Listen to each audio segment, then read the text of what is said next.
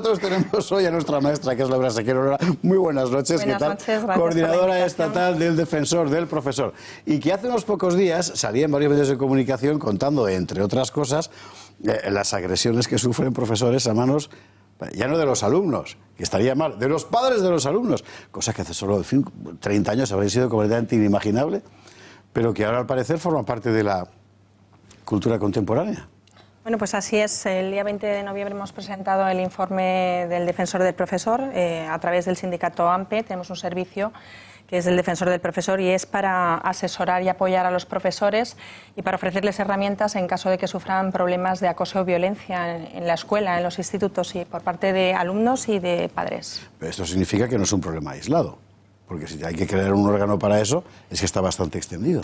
Bueno, pues desgraciadamente sí, y están suspendiendo un poco los padres, han subido las cifras y vemos el informe. La verdad es que los problemas para dar clase a los que se enfrentan los profesores de la red pública cada día en relación a los alumnos y a los padres, pues son diversos, porque por ejemplo si vamos al ámbito de los alumnos podemos ver cómo tenemos la falta de respeto, el acoso a profesores, que está en un 21, en un 23% a nivel estatal, el ciberacoso que hay hacia los profesores. El acoso a profesores está en un 23%. Sí, faltas de respeto, problemas para dar clase. ¿Quiere decirme que uno de cada 4 profesores está acosado? Por parte de padres sí, por ejemplo, ¿no? Ha subido muchísimo los indicadores en relación a las faltas de respeto de los padres, el acoso de padres, la denuncia que hacen los padres, las falsas acusaciones. Sí, estamos en unos índices dentro de los casos que nos llegan a nosotros, que hemos atendido este año a nivel estatal 2.174 casos. Tenemos las cifras, por cierto, me parece que podemos verlas. Sí. Lo que llama la atención sobre todo es la estabilización del fenómeno, es decir, en el año 2018 fueron 2.179 casos, en el año 2019 han sido 2.174 casos, lo que significa que esto sigue pasando igual y hay que, en fin, la buena noticia es que no ha subido, pero de todas formas son muchos casos, efectivamente. Sí, son muchos casos, sobre todo porque, bueno, pues estamos viendo que muchas veces cuando hablamos de los problemas que tienen los profesores para dar clase, claro, es verdad que hay unos problemas importantes a la hora, por ejemplo, de comenzar una clase, porque hay estudios que dicen que un profesor tarda entre 10 y 12 minutos pierde en poder poner un poco de orden para que en esa clase haya un clima de respeto y un clima adecuado para que se dé el hecho educativo. Entonces, esto ya es un problema.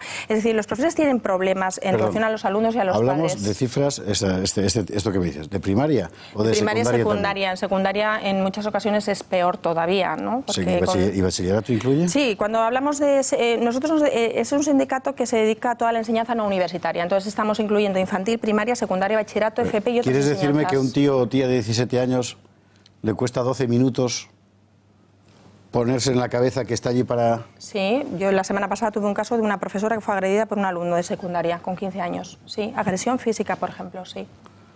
Estamos viendo aquí donde se producen las agresiones. Sí. La mayor parte es en primaria, 44,4%. Sí. Y va descendiendo a medida que aumenta el nivel. Bueno, es... Ahora sí, 44... O sea, la secundaria estamos hablando de chavales hasta los... 18 años. 18 años y no ha repetido. Sí.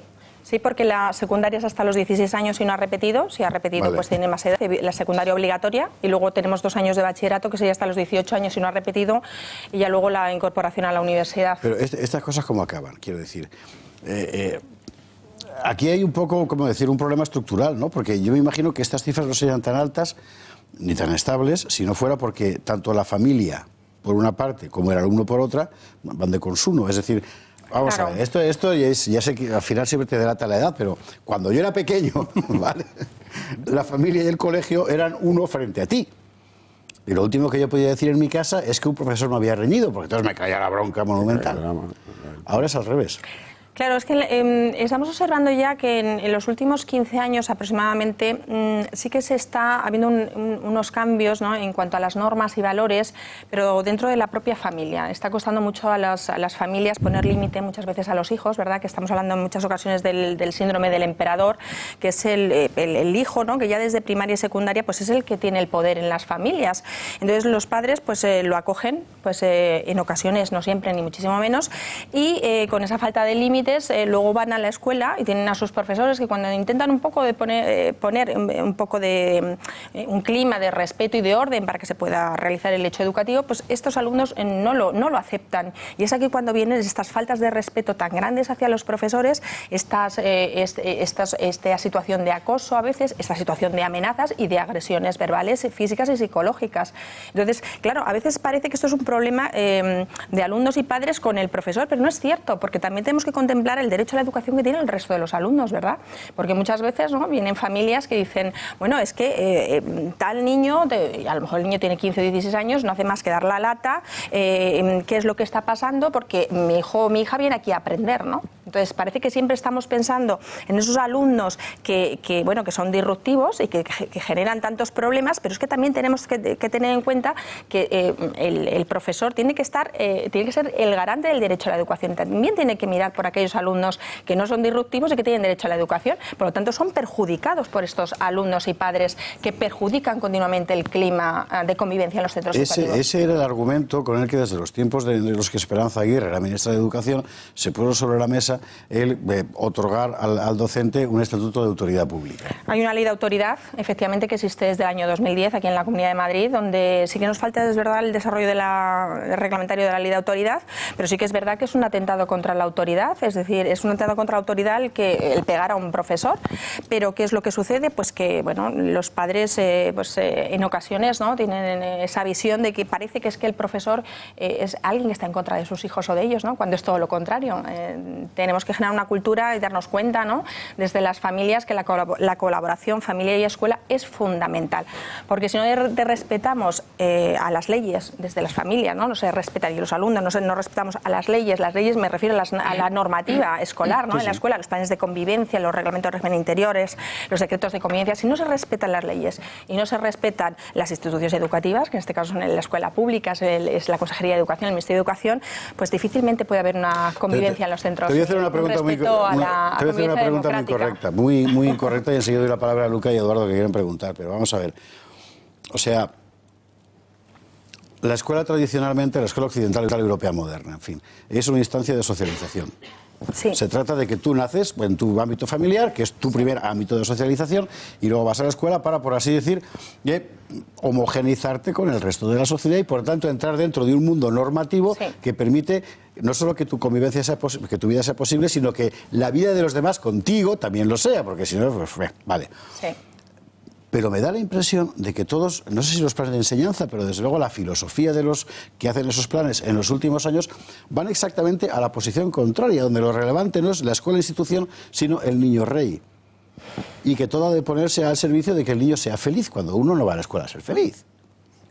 Sí, efectivamente. Yo para ser feliz voy al monte. Este es un problema, ¿no? Aquí. A veces nuestros profesores nos hacen llegar, ¿no?, que van padres en tutorías que se enfadan y entonces terminan insultándoles a los profesores, los padres a los profesores, ¿no? Porque en ocasiones dicen, bueno, es que pues la clase es que a mí no me gusta tu metodología. Bueno, dicen la metodología, ¿no? Dicen, no me gusta cómo das clase, yeah, o no te has equivocado y estos son muchos deberes, o patatín o patatán. Es decir, están metiéndose en la labor del docente, ¿no? Entonces, en esas ocasiones, ¿qué es lo que sucede? Pues que el docente intenta explicarles el por qué se está realizando eso, pero el padre en ocasiones no lo respeta.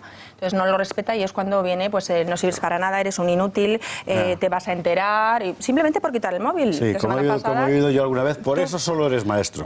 Bueno, ¿verdad? O eres un inútil. Ya vamos lo último, en fin. Sí, sí. En fin. Luca Costantini. Bueno, me parece entender que el problema, más que el niño, los niños o el alumno, digamos, son los padres, que es una cuestión cultural en parte. La primera pregunta. La segunda es, ¿la solución cuál es?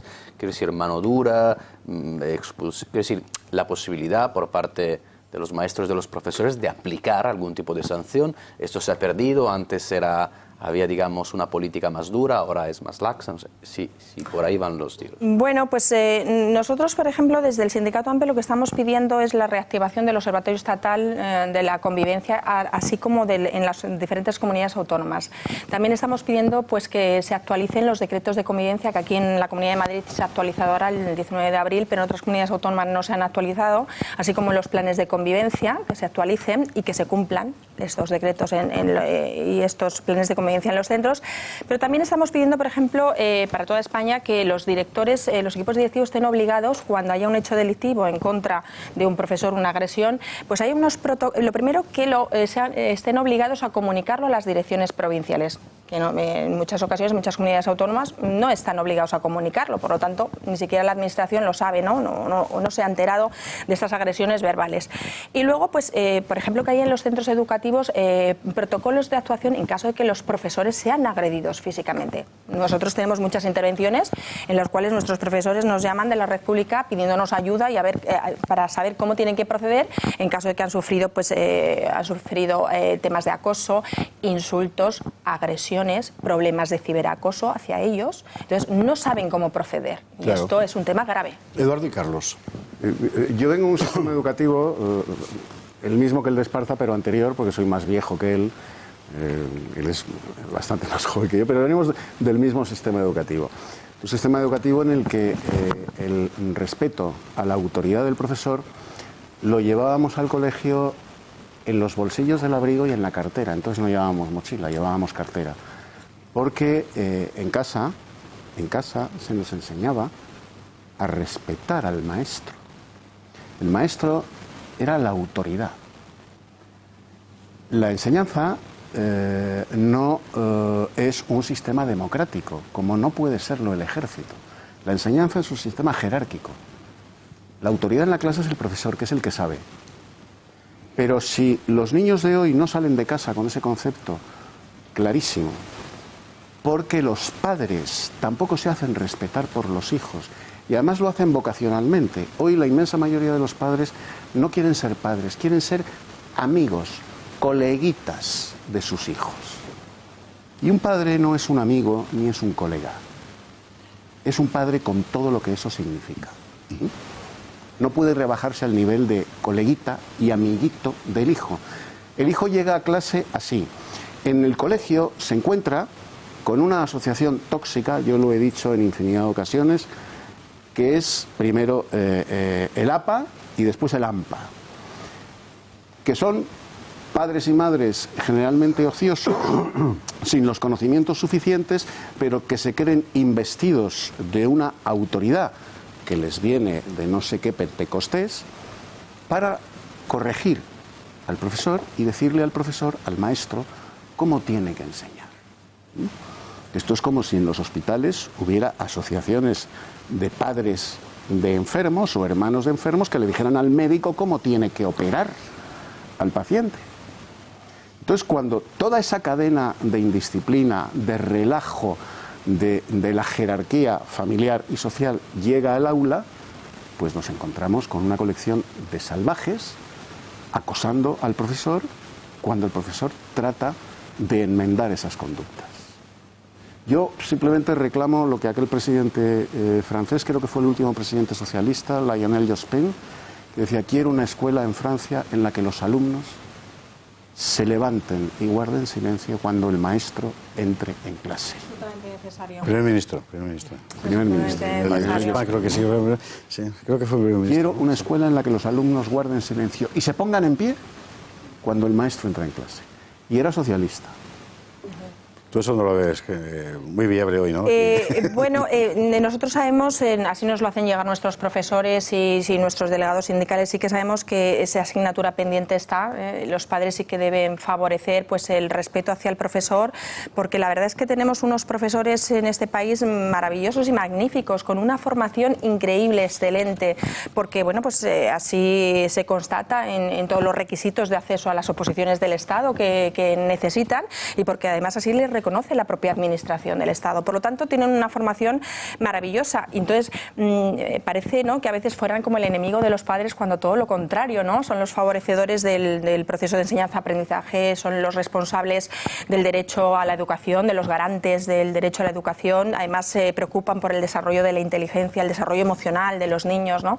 Entonces, creo que son factores son piezas claves del sistema educativo, así los reconoce la ley de autoridad del profesor, los decretos de convivencia que han salido desarrollado ahora en el mes de abril del 2019, son un elemento fundamental de la calidad educativa y son los que garantizan al final el desarrollo de las sociedades, un desarrollo democrático. Entonces esto tenemos que valorarlo, poner en valor la formación y el talante de nuestros profesores. Hay que ponerlo en valor. Sí. Carlos Esteban, una última pregunta. Yo oí una vez una estadística que no recuerdo cuál era, pero que me impresionó muchísimo, del número de maestros, de profesores que estaban de baja por depresión. Sí. ¿Tienes el dato ese? Sí, bueno, a nivel estatal tenemos, sí, tenemos de depresión un 9, de baja un 10, pero el dato con el que yo me quedaría es un 70% de ansiedad. Porque nuestros profesores, un 70% de las llamadas, o sea, de las actuaciones que nosotros hemos tenido... Joder, casi peor que ser periodista. De las actuaciones que nosotros hemos tenido, de las 2.174, un 70% manifestaba un nivel de ansiedad importante. ¿Por qué? Pues muy sencillo, porque si vas a la escuela, eres profesor y un alumno te está faltando continuamente al respeto, te está amenazando, luego viene el padre a una tutoría y encima te dice que claro, que es que tú eres el responsable y el culpable de que su hijo no lleve el material, de que no estudie, de que suspenda, de que no le motiva lo suficiente y que como le quites el móvil te va a denunciar, cuando le tiene que retirar el móvil, pues el profesor al día siguiente es que no sabe ni cómo desempeñar su trabajo, va con una situación, en un estado de ansiedad importante porque no se siente ni comprendido ni por el alumno ni por el padre, es más, se siente en muchas situaciones amenazado porque es así lo que hacen los padres, te voy a echar del trabajo, te vas a enterar lo que va a pasar contigo, es que te voy a denunciar, esto es a la orden del día. Imagínese cómo puede estar, en qué situación emocional puede estar ese profesor al día siguiente cuando tiene que ir sí o sí a su puesto de trabajo a ver ese pequeño monstruo otra vez pensando en su padre a detrás realizar de él. su trabajo, a realizar su trabajo, ¿no? Que su trabajo es el preocuparse por el desarrollo del currículum y el desarrollo de la inteligencia. Difícilmente lo puede acometer. Yo una pregunta, cambiando un poco el tercio, ¿no? ¿Se desarrolla en nuestro país un sistema que se premie un futuro en el que la tecnología, que es la base del mundo en el que vivimos, porque no podemos competir con China ni con otros países en hacer roscas, se está desarrollando esto en las escuelas? ¿Se está propiciando un sistema parecido al finlandés, que dicen que es el mejor sistema educativo, dicen que es el sistema para los finlandeses, donde los docentes pues son casi los mejores de la sociedad, donde el maestro es la persona en la que cualquiera se quisiera reconocer, donde donde se premia la curiosidad, donde se propicia el talento de los alumnos? O por el contrario, estamos todavía, como me parece, en los temas de respeto, o sea, en la prehistoria de lo que está pasando en el MIT, en la prehistoria de lo que está pasando en el mundo, que ya se hace piel con impresoras 3D, o que Cordeiro nos habla de las cosas que nos habla cada vez que sale en televisión, el ingeniero José Luis Cordeiro, en fin. ¿Estamos en esas o estamos en la prehistoria? Bueno, yo de Finlandia diría, porque tenemos profesores que han ido, ¿verdad?, que de Finlandia tiene dos cosas buenas que tenemos que tomar nota, que es el respeto y la admiración hacia el profesor, ¿no? Y por otra parte, pues por parte de los padres, y por otra parte la situación y el clima de respeto que hay por parte de los alumnos al profesor cuando el profesor llega a la clase. Entonces, esas dos cosas, pues tenemos que tenerlas en cuenta.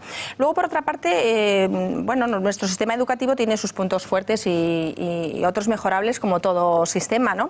Pero si los vemos en lo que es la pedagogía y en la educación comparada. Pero sí que es cierto que si nos fijamos, nosotros tenemos grandísimos profesionales en España. España es el primer país, ¿no?, creo entender, del mundo en trasplantes. Tenemos unos médicos increíbles, unos ingenieros maravillosos, unos profesores que decir tiene, que para mí son maravillosos, con una cualificación increíble y muy entregados. Es decir, tenemos personas muy talentosas, muy bien formadas y bueno, y están formadas aquí en este país y en este sistema educativo, y en el anterior y en el anterior y en el anterior. Quiero decir que muchas veces si creamos un clima de respeto, un clima de esfuerzo, un clima bueno para el desarrollo de la enseñanza-aprendizaje, si intentamos mejorar las condiciones y dignificamos la figura del profesor, se pueden hacer en cualquier sistema educativo, se puede realizar un buen proceso de enseñanza-aprendizaje. ¿Por qué no? Sí, yo creo que sí. Y doy ya pregunta cortísima y respuesta cortísima por parte de Laura, porque se nos echa el tiempo encima. Buenas noches, Laura. Buenas noches. Yo me solidarizo con vosotros, yo también he sido profesora. He vivido situaciones surrealistas de todo tipo, de profesores agredidos que luego les dicen, ahora vendrá el mediador, en vez de expulsar al alumno del centro, ¿no? Ahora vendrá el mediador para que te reconcilies con el alumno, cosas de estas, ¿no? En fin, tremendo. Yo creo que la cultura del esfuerzo es importante para que los niños crezcan sabiendo lo que cuestan las cosas y de esta forma también tener más respeto hacia los profesores. Yo creo que el sistema es demasiado permisivo. Pero no solamente permisivo en el sentido de que pueden hacer lo que quieren en contra de los profesores, sino también incluso en el proceso de aprendizaje. No se les exige demasiado. ¿No creéis hasta qué punto deberíamos intentar que el sistema fuera un poco más, pues no sé, que se premiara a la gente que lo hace bien, que no estuviéramos siempre en la cultura del mediocre, el intentar que todo se disimule, que vayan pasando de cursos sin demasiadas trabas? Yo creo que eso puede incidir también en la actitud que tienen, a pesar de que también es verdad que la educación se lleva de casa. Bueno, la cultura del esfuerzo es siempre lo que quiere un profesor en un aula, ¿no? Porque es lo ideal para que se pueda desarrollar de una manera correcta todo el proceso de enseñanza-aprendizaje. Por supuesto que sí, pero bueno, aparte de esta situación, ¿no? De esto que estamos comentando de la cultura del esfuerzo, pues sí que es cierto que en toda clase, en todo instituto, en toda escuela, siempre hay alumnos que progresan muy bien, que salen muy bien adelante. ¿Qué es lo que ocurre? Pues que evidentemente lo que comentábamos antes, es decir, cuando hay faltas de respeto, cuando hay problemas para dar clase de alumnos hacia profesores, se está perjudicando mucho a los profesores, pero es que se está perjudicando también a otros alumnos que pierden el tiempo y no pueden estar aprendiendo. Entonces, esto sí que tenemos que tener conciencia desde las familias, desde la familia, desde la sociedad, desde nuestros políticos, desde todos los sectores, ¿no? Para intentar que, pues que todos podamos mejorar esas condiciones de clima, ¿no? Y de conflictividad en las aulas, en las escuelas, para mejorar todo el tiempo y mejorar el proceso de enseñanza-aprendizaje para poderlo rentabilizar mejor. Laura Sequera, muchísimas gracias por estar con nosotros esta noche en este Día del Profesor. Gracias. Y por cierto, todos los días es el Día del Profesor y que sepa esta coordinadora que aquí nos tiene para que les defendamos también. Muchas Que gracias. buena falta les hace, por cierto. Laura, muchísimas gracias. Gracias a ustedes.